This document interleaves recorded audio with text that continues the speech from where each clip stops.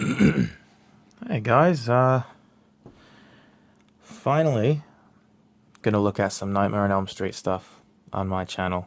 My massive, earth-shattering, groundbreaking, phenomenal channel.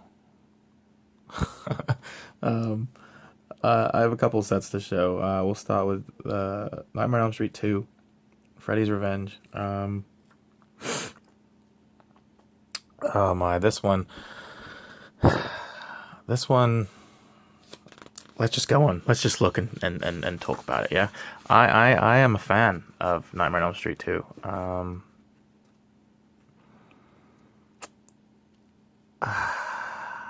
I feel like I should talk about like my history with the franchise before I ramble on about this. I was, yeah, we'll look at this stuff up close.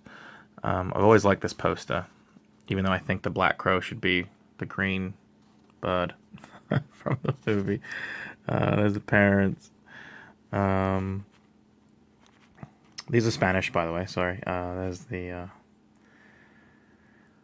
actors and director. There's Jesse. I've always liked to. It's one of my favorites. I think it's a really misunderstood film. Um, I kind of not discovered. I didn't appreciate A Nightmare on Elm Street, the franchise as a whole, until I was much older. I was a Friday the 13th snub. Growing up, I found Friday the 13th, and I stuck with Friday the 13th from fourth, fifth grade, and it wasn't until about high school where I finally sat down and allowed myself to enjoy Nightmare on Elm Street. I don't know why. I put it off for a long time, and I enjoy two a lot. My opinions on the franchise are very different than kind of the hardcore fan base's opinions. I like the first six. I even like Freddy's Dead. I don't love it, but I feel like it has a place in the franchise. I'm not going to talk about this movie because everyone, Nightmare on Elm Street, this is the scene in Grady's room where Freddy comes out of Jesse. Like, everyone knows these movies, so I guess I'll just blabber on about my experience with A Nightmare on Elm Street. But I like A Nightmare on Elm Street too, and people complain constantly, and it's the one thing that, like, I guess I guess I consider myself part of the fan base for Nightmare on Elm Street. It's the one thing that frustrates me the most about Nightmare on Elm Street fans, like die hard, go to war for Freddy fans, is that they say, "Oh well, Nightmare on Elm Street 2 broke the rules." That is so frustrating to me because there were no rules up to that point. It's the second entry in the film. It's not like it was the 10th. At the end of the original Nightmare on Elm Street, the one that everyone praises and says is a revolutionary film, which it is. Nancy brings Freddy back into the real world and pulls him in. And fans never complain about that, and it drives me nuts that they just dismiss two because it breaks the rules, even though it was a fledgling franchise and this is the sequel, the first sequel, and they were just kind of getting the franchise underway. And I love the way Freddy looks in this. This is my favorite look for Freddy. I know he's a burn victim with a red and green sweater, but his makeup is a little bit different in this, and I like the blades straight out of the fingertips. I really like that. But so yeah, that's my one complaint with Friday the 13th 2, and like the massive Friday the 13th. Excuse me, I'm sorry. Nightmare on Elm Street 2, and the massive Nightmare on Elm Street fan base is that they're so quick to throw two under the bus and dismiss it. Is it a perfect film? No. To me, it's very entertaining.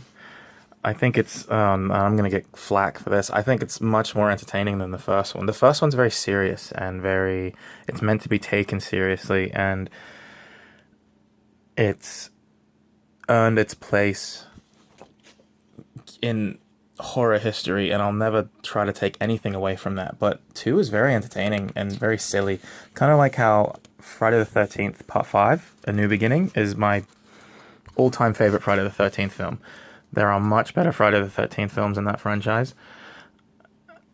Much more well-made, well-acted, everything. Better directed. But I love that because it's entertaining and it makes me laugh and I enjoy it and I can sit and I can watch it and have fun. And this one I have fun with. I don't know. And obviously, I'm not going to dive too much into like the homosexual overtones, undertones, or whatever you want to call them. Obviously they're there. Obviously Mark Patton, after that, sometime I don't know when, came out as a gay actor. There's Bob Shay. And if you watch the, I think it's funny that he's on this lobby card set, because if you watch the Never Sleep Again documentary, he tries to like Hitchcock himself into all of his movies and all the New Line Freddy movies, and I'm glad that he got to be in this one as a gay bartender. So, yeah, and but you know, it's the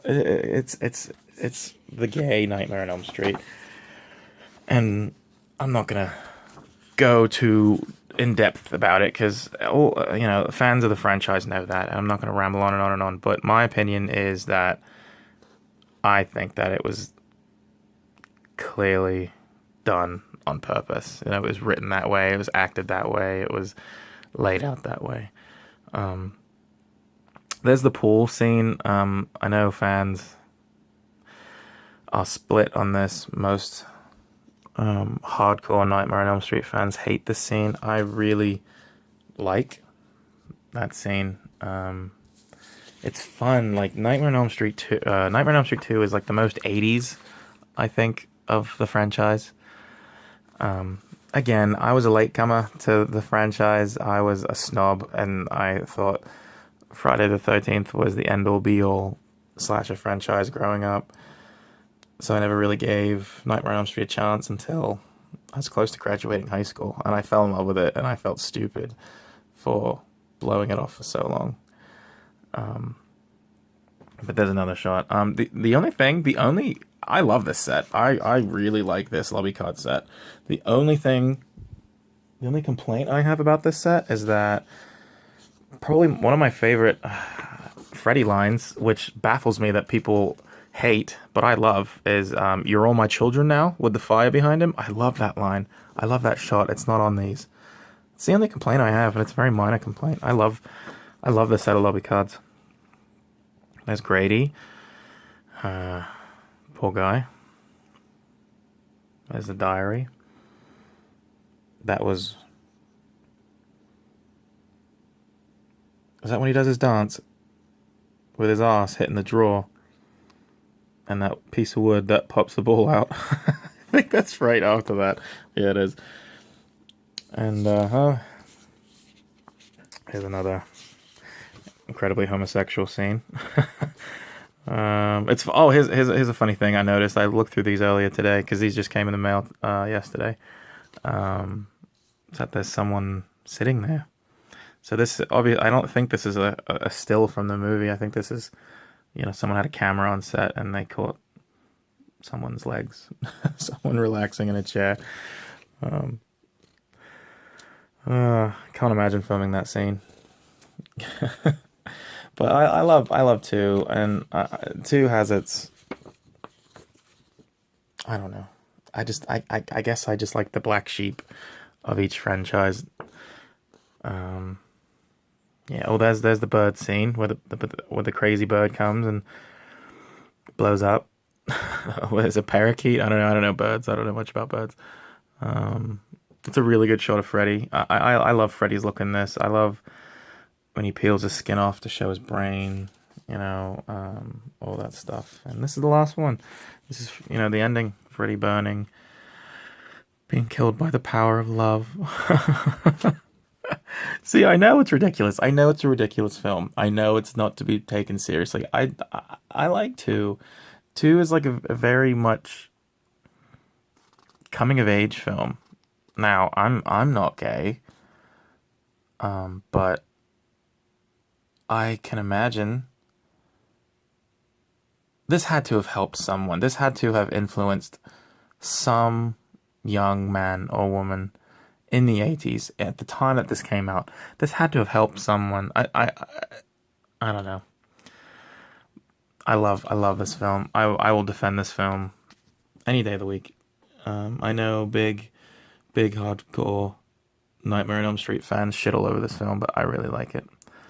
All right, enough, because I'm gonna get if any Nightmare on Elm Street fan ever stumbles across my stupid little hokey YouTube channel, I'm gonna get crucified. So see you later, guys.